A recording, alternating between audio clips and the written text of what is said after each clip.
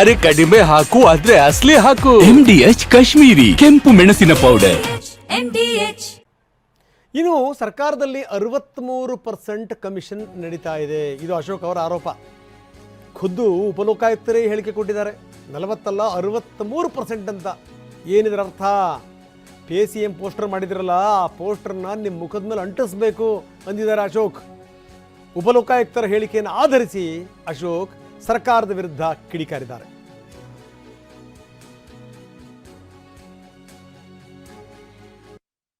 ಅಂದರೆ ಕಾಂಗ್ರೆಸ್ ಪಾರ್ಟಿ ಅಂದರೆ ಭ್ರಷ್ಟಾಚಾರ, ಭ್ರಷ್ಟಾಚಾರ ಅಂದರೆ ಕಾಂಗ್ರೆಸ್ಸಿನ ಮನೆ ದೇವರೇ ಭ್ರಷ್ಟಾಚಾರ.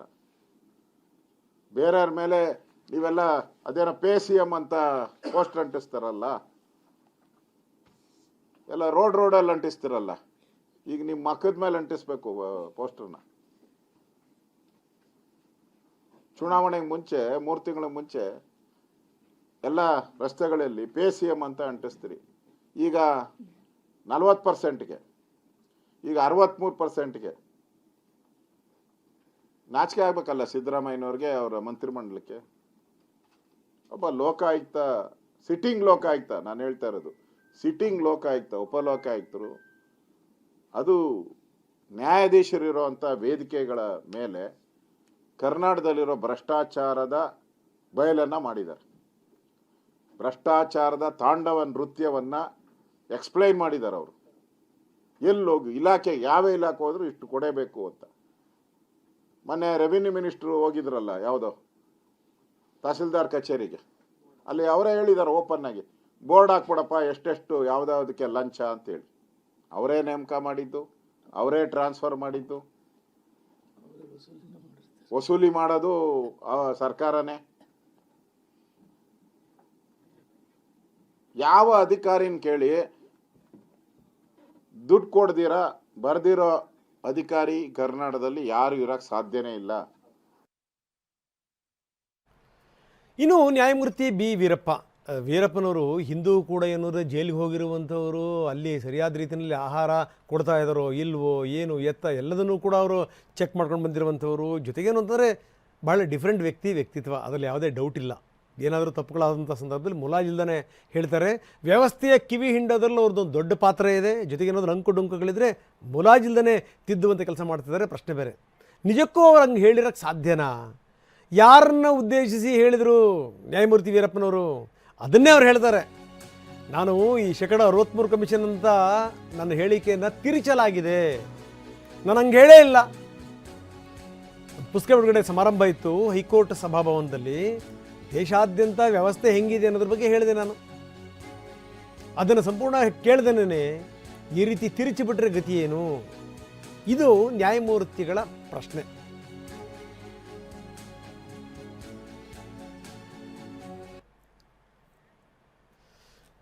ನ್ಯಾಯಮೂರ್ತಿಗಳು ತುಂಬ ಸ್ಪಷ್ಟವಾಗಿ ಹೇಳಿದ್ದಾರೆ, ನಾನು ಆ ರೀತಿ ಸ್ಟೇಟ್ಮೆಂಟ್ ಕೊಟ್ಟಿಲ್ಲ. ಪುಸ್ತಕ ಬಿಡುಗಡೆ ಕಾರ್ಯಕ್ರಮದಲ್ಲಿ ನಾನು ಮಾತಾಡ್ತಾ ಇದ್ದೆ. ಪ್ರಸಕ್ತ ವ್ಯವಸ್ಥೆ, ಪ್ರಸಕ್ತ ಸ್ಥಿತಿಗತಿಗಳು, ಅದ್ರ ಬಗ್ಗೆ ನಾನು ಮಾತಾಡ್ತಾ ಇದ್ದೆ. ಆ ಸಂದರ್ಭದಲ್ಲಿ ಹೇಳಿದೆ. ಆದರೆ ಆ ಮಾತನ್ನು ತಪ್ಪಾಗಿ ತಿರುಚಲಾಗಿದೆ ಅಂತಾರೆ ಉಪಲೋಕಾಯುಕ್ತರು. ಬನ್ನಿ, ನಮ್ಮ ಪ್ರತಿನಿಧಿ ಶಿವಪ್ರಸಾದ್ ಜೊತೆಗೆ ಬಿ ವೀರಪ್ಪನವರು ಮಾತಾಡಿದ್ದಾರೆ ನ್ಯಾಯಮೂರ್ತಿಗಳು. ಏನು ಹೇಳಿದ್ರು ನೋಡೋಣ. ಕರ್ನಾಟಕ ರಾಜ್ಯದಲ್ಲಿ 63% ಭ್ರಷ್ಟಾಚಾರವಿದೆ.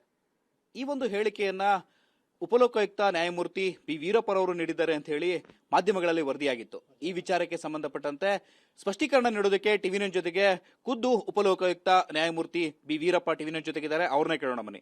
ಎಸ್ ಸರ್, ತಾವು ಹೈಕೋರ್ಟ್ ಆವರಣದಲ್ಲಿ ಒಂದು ಪುಸ್ತಕ ಬಿಡುಗಡೆ ಸಮಾರಂಭದಲ್ಲಿ ತಾವು ಮಾತನಾಡಿದಂತಹ ಒಂದು ಹೇಳಿಕೆ ಏನಿದೆ, ಆ ಹೇಳಿಕೆ ಸಾಕಷ್ಟು ವಿವಾದಕ್ಕೆ ಕಾರಣ ಆಗಿರುವಂಥದ್ದು ಸರ್.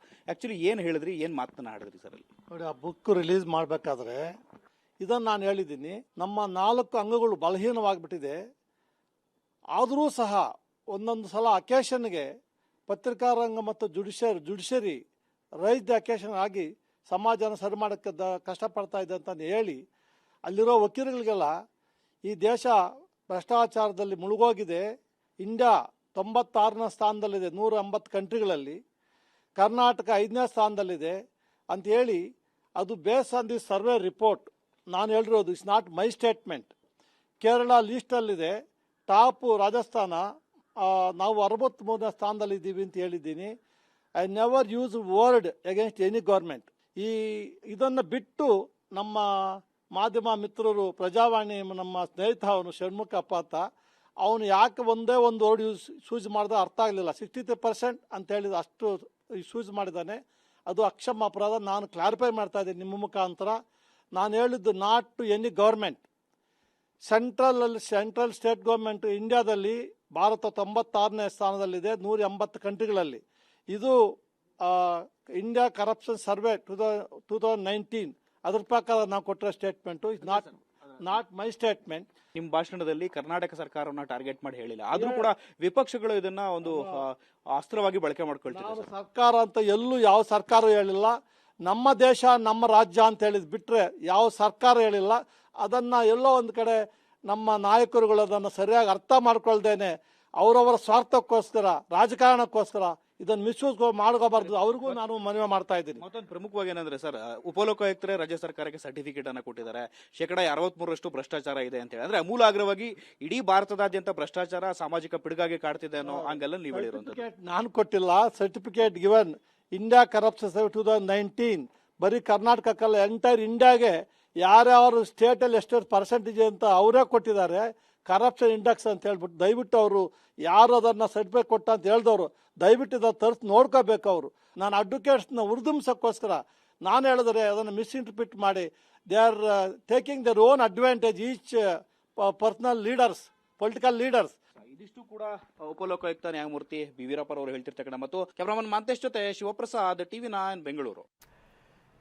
ಇದು ನ್ಯಾಯಮೂರ್ತಿ ವೀರಪ್ಪನವರ ಸ್ಪಷ್ಟನೆ. ನಾನು ಆ ರೀತಿ ಹೇಳೇ ಇಲ್ಲ, ಅದನ್ನು ತಿರುಚಲಾಗಿದೆ ಅನ್ನುವಂಥದ್ದು. ಜೊತೆಗೇನು ಅಂತಂದರೆ ವ್ಯವಸ್ಥೆ ಲೋಪಗಳಿದ್ದಂಥ ಸಂದರ್ಭದಲ್ಲಿ ಹೇಳಬೇಕು ಮುಲಾಜಿಲ್ದಾನೆ. ಆದರೆ ವೀರಪ್ಪ ಅವರು ಸರ್ಕಾರವನ್ನು ಉದ್ದೇಶಿಸಿ ಹೇಳಿಲ್ಲ ಅನ್ನುವಂಥ ಮಾತನ್ನು ಹೇಳ್ತಾರೆ. ನೀವಲ್ದೇ ನೀನು ಯಾರು ಹೇಳಬೇಕು ಸರ್? ನೀವು ವ್ಯವಸ್ಥೆ ತಪ್ಪದಂಥ ಸಂದರ್ಭದಲ್ಲಿ ಕಪಾಳ ಕೊಡಿಬೇಕು, ಮುಲಾಜಿಲ್ದಂಗೆ ತಪರಾಕಿ ಕೊಡಬೇಕು. ಆ ಹಕ್ಕು ನಿಮಗಿದೆ. ವ್ಯವಸ್ಥೆ ಇಲ್ಲ ಅಂತಂದರೆ ಸರಿ ಹೋಗಲ್ಲ. ಏನೋ ಒಂದಷ್ಟು ಅಷ್ಟೋ ಇಷ್ಟು ನಿಮ್ಮಂಥವ್ರ ಭಯದಿಂದ ಈ ವ್ಯವಸ್ಥೆ ಹಿಂಗೆ ಸಾಕ್ತಾ ಇದೆ, ಇಲ್ಲಾಂದರೆ ಗತಿ ಏನು? ಆದರೆ ವೀರಪ್ಪನವ್ರ ಹೇಳಿಕೆ ಇದೆಯಲ್ಲ 63% ಅನ್ನೋದು, ಅದು ಅವ್ರು ಹೇಳ್ತಾರೆ ನಂದಲ್ಲ, ಇದು ವರದಿ ನೋಡಿ 2019ರದು. 2019ರ ವರದಿಯನ್ನು ಉಲ್ಲೇಖಿಸಿ ನಾನು ಮಾತಾಡಿದೆ ಅಂತ ಇದನ್ನೇ ಎಂ ಬಿ ಪಾಟೀಲ್ ಹೇಳ್ತಾರೆ. ಅವ್ರು ಹೇಳಿರುವಂಥದ್ದು 2019ರಲ್ಲಪ್ಪ. 19ರಲ್ಲಿ ಇದ್ದಂಥವ್ರು ಯಾರು? BJP ಸರ್ಕಾರ. ಅಶೋಕ್ ಹೇಳಿಕೆ ಬಗ್ಗೆ ಪಾಟೀಲ್ ಕೊಟ್ಟಿರುವಂಥ ಸ್ಟೇಟ್ಮೆಂಟ್ ಇದು. 2019ರ ವರದಿಯನ್ನು ಉಲ್ಲೇಖ ಮಾಡಿದ್ರು ಅವರು. 19ರಲ್ಲಿ ಅಧಿಕಾರದಲ್ಲಿದ್ದಂಥವ್ರೇ ನೀವುಗಳು. ಅಂದರೆ ಅವರು ಯಾರನ್ನ ಉದ್ದೇಶಿಸಿ ಹೇಳಿದ್ರು? ಸ್ವಲ್ಪ ಕ್ರಾಸ್ ಚೆಕ್ ಮಾಡ್ಕೊಳ್ಳಿ ಹೇಳೋದಕ್ಕಿಂತ ಮೊದಲು ಅಂದಿದ್ದಾರೆ ಎಂ ಬಿ ಪಾಟೀಲ್. ನೋಡಿ, ನಿಮ್ಮ ಯಾರು ಉಪಲೋಕಾಯುಕ್ತರು ಹೇಳಿದ್ದು 2019 ಆಗಸ್ಟ್ದಲ್ಲಿ ಹೇಳುವಂಥದ್ದು. ಅದು ನಮ್ಮ ಅಶೋಕ್ ಅವರಿಗೆ, ವಿರೋಧ ಪಕ್ಷದ ನಾಯಕರಿಗೆ, ಇಂಥವ್ರನ್ನ ವಿರೋಧ ಪಕ್ಷ ನಾಯಕರಿಗೆ ಇಟ್ಕೊಂಡ್ರೆ BJP ತಲಾಂತರವಾಗಿ ಸೂರ್ಯಚಂದ್ರ ಇರುವವರೆಗೂ ಕೂಡ ಇವರು BJP ವಿರೋಧ ಪಕ್ಷದಾಗೆ ಉಳಿತದೆ. ಯಾಕಂದ್ರೆ ಅವ್ರಿಗೆ 2019 ಯಾವ ವರ್ಷದ್ದು ಅನ್ನೋದನ್ನು ಗೊತ್ತಿಲ್ಲ. ಎಷ್ಟು ಅಜ್ಞಾನದಿಂದ ಅವರು ಬೇಜವಾಬ್ದಾರಿಯಾಗಿ ವಿರೋಧ ಪಕ್ಷ ನಾಯಕ ಅಂದರೆ ಶಾಡೋ ಚೀಫ್ ಮಿನಿಸ್ಟರು ಈಗ ಅವರು 2019 ಈ ಸರ್ಕಾರದ ಮೇಲೆ ಮಾತಾಡ್ತಾ ಇದ್ದಾರೆ. ಈ ಸರ್ಕಾರ ಬಂದಿದೆ ಯಾವಾಗ? ಅಲ್ಲ ರೀ, ಅವರು ಚೆಕ್ ಮಾಡ್ಬೇಕಾ ಬೇಡ? ವಿರೋಧ ಪಕ್ಷ ನಾಯಕರು ಇಷ್ಟು ನಗೆಪಾಟರಿಗೆ ಇದು ಇವತ್ತು ಗುರಿಯಾಗುವಂಥದ್ದು. ಹೀಗಾಗಿ ನಾನು ಇಷ್ಟೇ ಹೇಳ್ತೀನಿ, ಈಗ BJP ಅವರಿಗೆ ಎಷ್ಟು ಬೇಗ ನೀವು ವಿರೋಧ ಪಕ್ಷ ನಾಯಕರನ್ನ ತಾವು ಬದಲಾವಣೆ ಮಾಡ್ತೀರಾ ಅಷ್ಟು ಒಳ್ಳೇದು. ಇಲ್ಲಿಕಂದ್ರೆ ನೀವು ಶಾಶ್ವತವಾಗಿ ವಿರೋಧ ಪಕ್ಷನೇ ಆಗ್ಬಿಡ್ತೀರಿ. ಇದು ಪಾಟೀಲ್ರ ಮಾತು. ನಿಮ್ಮನ್ನ ಶಾಡೋ ಚೀಫ್ ಮಿನಿಸ್ಟರ್ ಅಂತಾರೆ ವಿಪಕ್ಷ ನಾಯಕರು. ನೀವು ಕ್ರಾಸ್ ಚೆಕ್ ಮಾಡ್ಕೊಳ್ಳಿಲ್ವಲ್ಲ ನೀವು. ಇದನ್ನೇ ದಿನೇಶ್ ಗುಂಡೂರಾವ್ ಹೇಳಿದ್ದಾರೆ. ಮೈಸೂರಿನಲ್ಲಿ ಅವರು ಟೀಕಿಸಿದ್ದಾರೆ. ಬರೀ ಭಾಷಣ ಹೊಡೆಯೋದ್ರಿಂದ ಏನೂ ಆಗಲ್ಲ. ಅಶೋಕ್ ಮತ್ತು ವಿಜೇಂದ್ರ ಬರೀ ಭಾಷಣ ಮಾಡ್ತಾರೆ, ಯಾವುದೇ ಮಾಹಿತಿ ಇರಲ್ಲ, ಇಲ್ದನೆ ಮಾತಾಡ್ತಾರೆ.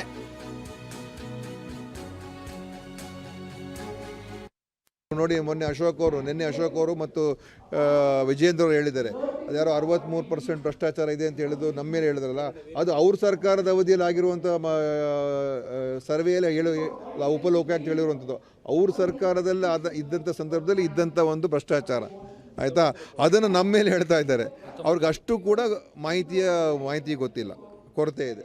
ನೋಡಿ ನಿನ್ನೆ ಅಶೋಕ್ ಅವರು ಮತ್ತು ವಿಜೇಂದ್ರ ಅವರು ಹೇಳಿದ್ದಾರೆ, ಅದ್ಯಾರೋ 63% ಭ್ರಷ್ಟಾಚಾರ ಇದೆ ಅಂತ ಹೇಳಿದ್ದು ನಮ್ಮ ಮೇಲೆ ಹೇಳಿದ್ರಲ್ಲ, ಅದು ಅವ್ರ ಸರ್ಕಾರದ ಅವಧಿಯಲ್ಲಿ ಆಗಿರುವಂಥ ಸರ್ವೆಯಲ್ಲಿ ಉಪಲೋಕಾಯುಕ್ತ ಹೇಳಿರುವಂಥದ್ದು. ಅವ್ರು ಬನ್ನಿ, ನಮ್ಮ ಪ್ರತಿನಿಧಿ ಶಿವಪ್ರಸಾದ್ ಈಗ ನಮ್ಮೊಂದಿಗೆ ನೇರ ಸಂಪರ್ಕದಲ್ಲಿದ್ದಾರೆ. ಶಿವಪ್ರಸಾದ್, ಇದು ಏನು ನಡೀತಾ ಇದೆ ಇದು? ಯಾಕಂದರೆ ಈ ರೀತಿ ಸ್ಟೇಟ್ಮೆಂಟ್ಗಳು ನಾಯಕರುಗಳು ಏನೋ ಆರೋಪ ಮಾಡಿಬಿಡ್ಬೋದು. ಜೊತೆಗೇನು ಅಂದರೆ 19ರ ವರದಿಯನ್ನು ಅವ್ರು ಉಲ್ಲೇಖಿಸಿ ಮಾತಾಡಿದರೆ ಅದನ್ನು ಈಗಿನ ಸರ್ಕಾರಕ್ಕೆ ಅಂತ ಹೇಳಿ ಅಶೋಕ್ ಅವರು ಹೇಳಿರುವಂಥದ್ದು, ಅದನ್ನು ಕಾಂಗ್ರೆಸ್ ನಾಯಕರು ಅದನ್ನು ಖಡಾಖಂಡಿತವಾಗಿ ಅದನ್ನು ಟೀಕಿಸಿದ್ದಾರೆ, ಖಂಡಿಸಿದ್ದಾರೆ. ಜೊತೆಗೆ ನ್ಯಾಯಮೂರ್ತಿ ವೀರಪ್ಪನವರು ಕೂಡ ತುಂಬ ಸ್ಪಷ್ಟವಾಗಿ ಹೇಳ್ತಾರೆ, ನಾನು ಯಾವುದೇ ವ್ಯವಸ್ಥೆಯನ್ನು ಉದ್ದೇಶಿಸಿ ಅಲ್ಲ, 2019ರ ವರದಿಯನ್ನು ಉಲ್ಲೇಖಿಸಿ ನಾನು ಮಾತಾಡಿದೆ. ಅದು ಲಾಯರ್ಗಳನ್ನು ಏನು ಅಂದರೆ ಅವ್ರಿಗೊಂದು ಪ್ರೋತ್ಸಾಹ ಕೊಡೋಕ್ಕೋಸ್ಕರ, ಅವ್ರಿಗೆ ಉತ್ಸಾಹ ತುಂಬೋಕ್ಕೋಸ್ಕರ ಮಾತಾಡಿದೆ, ನಾನು ಯಾವುದೇ ವ್ಯವಸ್ಥೆಯ ಬಗ್ಗೆ ಮಾತಾಡಿಲ್ಲ ಅಂತ. ಏನಂತೀರಿ?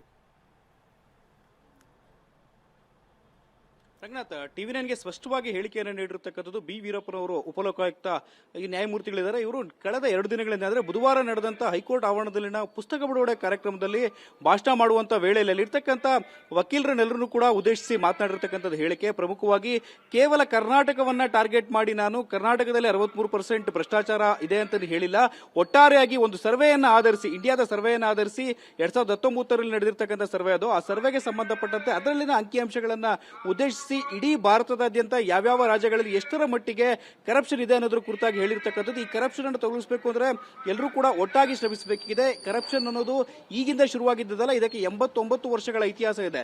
ಸ್ವತಂತ್ರ ಬಂದಾಗಿನಿಂದ ಇದುವರೆಗೂ ಕೂಡ ಯಾವೆಲ್ಲ ಪಕ್ಷಗಳು ಆಳ್ವಿಕೆಯನ್ನು ಮಾಡಿದವೆ, ಯಾವೆಲ್ಲ ಪಕ್ಷಗಳು ಆಡಳಿತವನ್ನು ನಡೆಸಿದವೆ, ಎಲ್ಲ ಪಕ್ಷಗಳು ಕೂಡ, ಎಲ್ಲ ಸರ್ಕಾರಗಳು ಕೂಡ ಇದರಲ್ಲಿ ಪಾಲನೆ ಹೊಂದಿದೆ, ನನ್ನನ್ನು ಸೇರಿದಂತೆ ಅಂತೇಳಿ ಅವರು ಸ್ಪಷ್ಟೀಕರಣವನ್ನು ನೀಡಿರ್ತಕ್ಕಂಥದ್ದು. ಆದರೆ ಅವರ ಹೇಳಿಕೆಯನ್ನ ತಿರುಚಲಾಗಿದೆ ಅಂತೇಳಿ ಸ್ಪಷ್ಟನೆಯನ್ನು ನೀಡಿರ್ತಕ್ಕಂಥದ್ದು. ಅವರ ಹೇಳಿಕೆಯನ್ನು ತಿರುಚಿ ಕೇವಲ ಕರ್ನಾಟಕ ರಾಜ್ಯಕ್ಕೆ 63% ಭ್ರಷ್ಟಾಚಾರ ಇದೆ ಅಂತೇಳಿ ಸರ್ಟಿಫಿಕೇಟ್ ಅನ್ನು ಉಪಲೋಕಾಯುಕ್ತರ ಕೊಟ್ಟಿದ್ದಾರೆ ಅಂತೇಳಿ ಬಿಂಬಿಸಲಾಗ್ತಿದೆ. ಇದು ನಿಜಕ್ಕೂ ಕೂಡ ಅಪರಾಧ ಆಗಿರ್ತಕ್ಕಂಥದ್ದು. ನಾನು ಈ ರೀತಿಯ ಹೇಳಿಕೆಯನ್ನು ನೀಡಿಲ್ಲ, ಒಂದು ವೇಳೆ ನನ್ನ ಹೇಳಿಕೆಯನ್ನು ತಿರುಚಿದ್ದೆ ಆದ್ರೆ ಅವರ ವಿರುದ್ಧ ನಾನು ಕಾನೂನು ರೀತಿಯ ಕ್ರಮಕ್ಕೂ ಕೂಡ ಮುಂದಾಗ್ತೇನೆ ಅಂತ ಹೇಳಿ ಎಚ್ಚರಿಕೆಯನ್ನು ನೀಡಿರ್ತಕ್ಕಂಥದ್ದು. ರಂಗನಾಥ್, ಓಕೆ, ಧನ್ಯವಾದ ತಮ್ಮೆಲ್ಲ ಮಾಹಿತಿಗೆ. ನಾನು ಒಂದೇ ಒಂದು ಮನವಿ ಇದೆ ಈ ರಾಜಕಾರಣಿಗಳಿಗೆ, ದಯವಿಟ್ಟು ನೀವು ಏನು ಗೊತ್ತಾ, ಈ ನಿರಂತರವಾಗಿ ಅನ್ನಬೇಕು, ಆಡಬೇಕು, ಸರ್ಕಾರದ ವಿರುದ್ಧ ಅನ್ನಿ, ಸರ್ಕಾರದವರು ಸಮರ್ಥನೆ ಮಾಡ್ಕೋಬೇಕು, ಮಾಡ್ಕೊಳ್ಳಿ. ಆದರೆ ಅಪ್ಪಿತಪ್ಪಿ ಇಂಥ ವಿಚಾರಗಳಿಗೆ ಈ ತನಿಖಾ ಸಂಸ್ಥೆಗಳನ್ನ ಎಳೆದು ಬಿಡೋದು, ನ್ಯಾಯಾಧೀಶರನ್ನ ಎಳೆದು ಬಿಡೋದು, ಒಂದಷ್ಟು ಘನತೆ ಗೌರವವನ್ನು ಮೇಂಟೈನ್ ಮಾಡ್ಕೊಂಡಿರ್ತಾರೆ ಕೆಲವರು, ಅದಕ್ಕೆ ನೀವು ಚ್ಯುತಿ ತರಬಾರ್ದು. ಇದನ್ನು ಬಹುಶಃ ಎಲ್ಲ ನಾಯಕರು ಕೇಳಿಸ್ಕೊಂಡಿದ್ದಾರೆ ಅಂತ ನಾನು ಭಾವಿಸ್ತೀನಿ. ಅರೆ ಕಡಿಮೆ ಹಾಕು ಆದ್ರೆ ಅಸ್ಲಿ ಹಾಕು. MDH ಕಾಶ್ಮೀರಿ ಕೆಂಪು ಮೆಣಸಿನ ಪೌಡರ್.